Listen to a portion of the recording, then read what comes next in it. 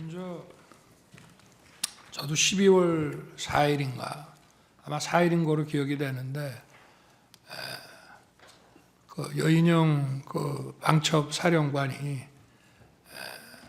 그 조지호 경찰청장한테 뭐 위치 확인, 뭐 체포 이런 거를 부탁했다는 기사를 보고 저도 김용현 그때는 국방장관이 구속이 안 돼 있는 상황이어서 제가 이게 어떻게 된 거냐라고 물어본 적이 있습니다.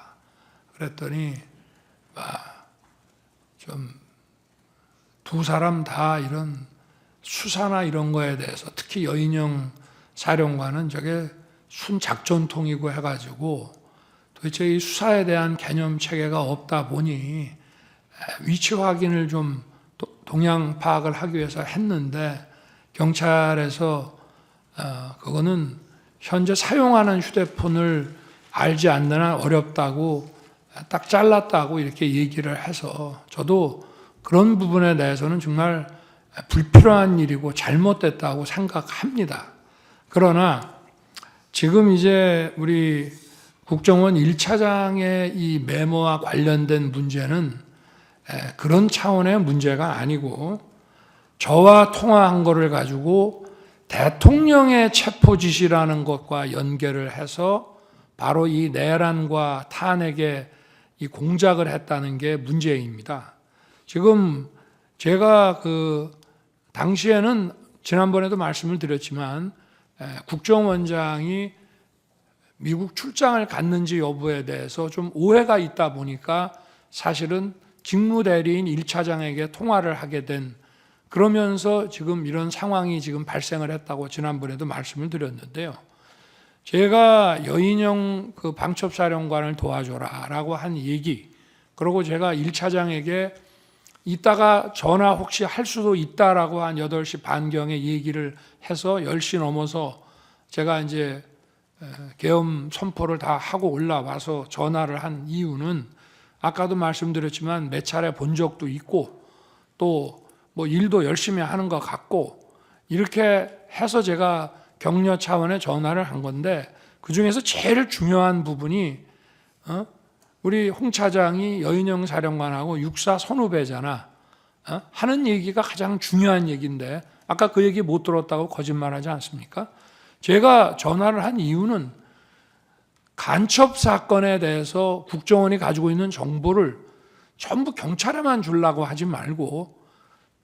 방첩사도 수사 역량이 있고 원래 지난 정부에서 방첩사 수사 요원을 2분의 1로 감축을 시켜서 군 방첩 활동과 방산 이 안보 활동에 지장이 많이 초래가 됐기 때문에 우리 정부에서는 수사관을 계속 증원해 나가면서 이를테면 창원의 방산업체 그 보안 지키는 문제부터 시작해서 방첩사를 계속 키워오고 있는 상황이고 제가 김규현 국정원장뿐 아니라 조태용 국정원장한테도 방첩사 지원을 수도 없이 얘기를 했습니다. 그래서 제가 1차장에게 전화를 하게 되면 이거는 그 얘기하려고 하는 것이지 계엄과 관련된 사무는 국정원에 당시에는 뭐 요청할 일도 없고 또 만약에 여러 가지 계엄과 관련된 정보사항을 좀 파악을 해야 되겠다 하면 대통령이 국정원장한테 전화를 하지 차장한테 전화한다는 거는 이거는 공직사회에서 있을 수 없는 일입니다. 그리고 지난번 그 국정원장 그 어디 경찰 조사 때도 뭐 대통령께서 국정원 직제를 잘 모르시는 것 같습니다라고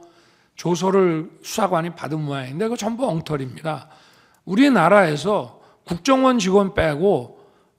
저만큼 국정원에 대해서 잘 아는 사람이 없습니다. 저는 국정원 수사를 물경 3년을 했고요. 그리고 국정원, 방첩사, 경찰의 이 대공 역량을 보강하기 위해서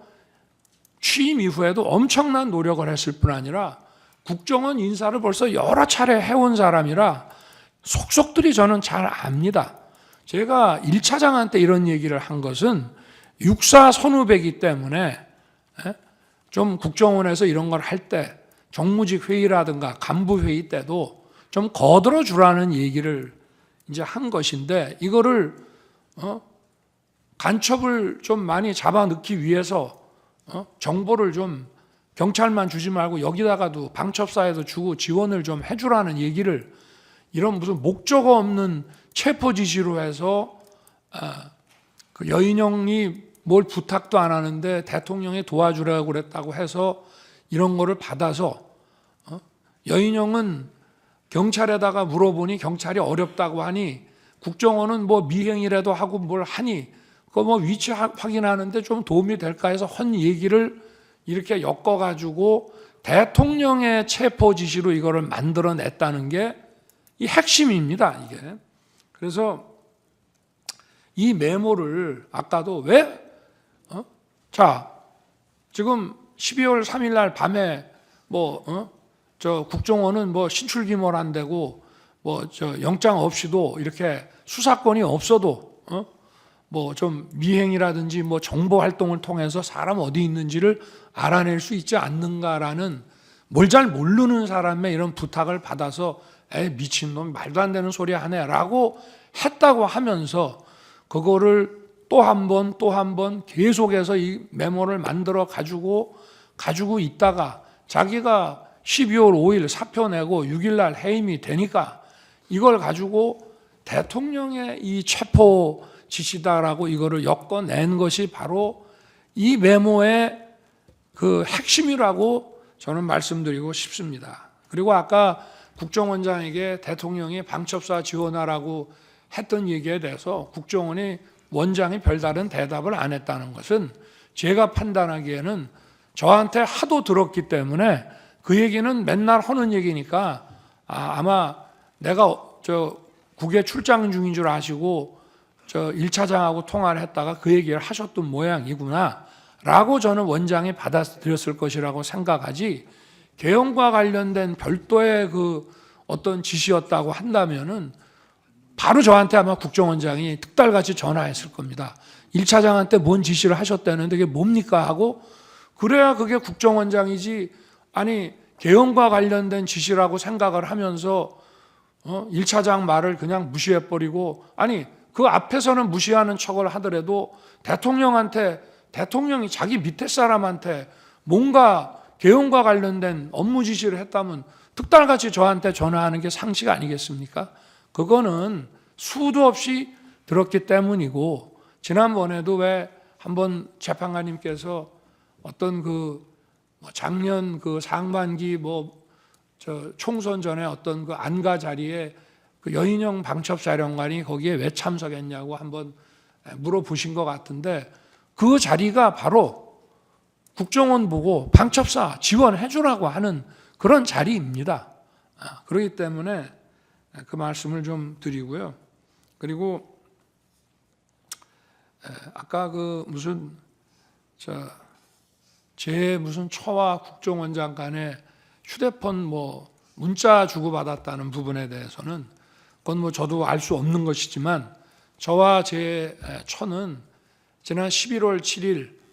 대국민 담화와 기자회견한 이후에 소통 방식을 개선하고 휴대폰을 바꾸겠다고 이미 국민들에게 다 말씀을 드려서 제가 아마 11월 중순에서 남미 G20하고 APEC